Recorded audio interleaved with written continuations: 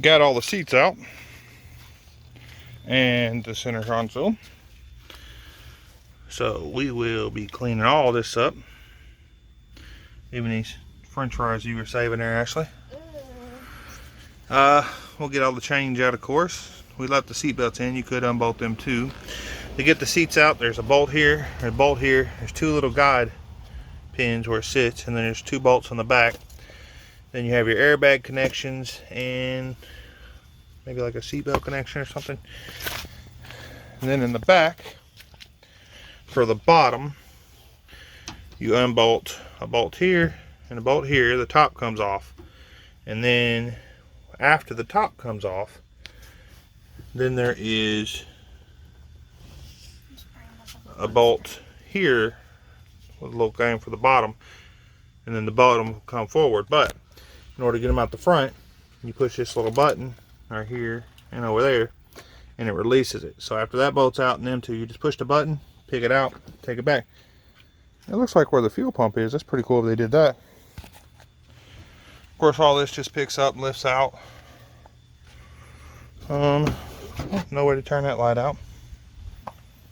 Oh well, that shouldn't drain the battery too bad while we're cleaning all this. For the center console, same thing on the driver's side, I'm sorry. Bolt, your guide pins to help locate it. And on this one just has airbag connections, and then maybe, I don't know. We weren't going to pull the center console, but we decided that we're really going to get it clean. And also I wanted to see if there's a light for this because it doesn't light up. So I need to look for a cord. There's a cord there, so it may light up. I will find out if it's supposed to light up or if it just sends a signal to light the dash up. To get this out, there's two panels up here you pull off, they pop right off, and then there's a screw there. Same thing up there, you pull that panel off and there's a screw. And then back here,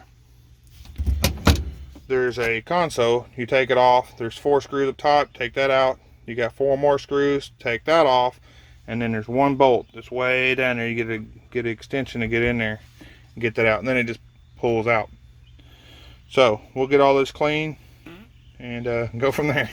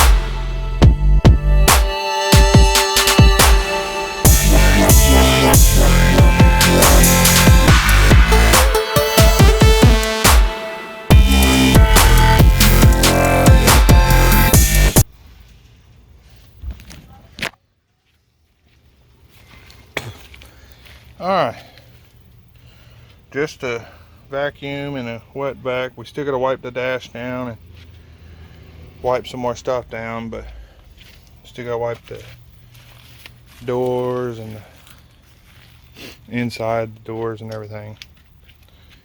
But it smells and looks much cleaner. And we still got to come up here and get all this and all that. But I think we got all the real nastiness out. So now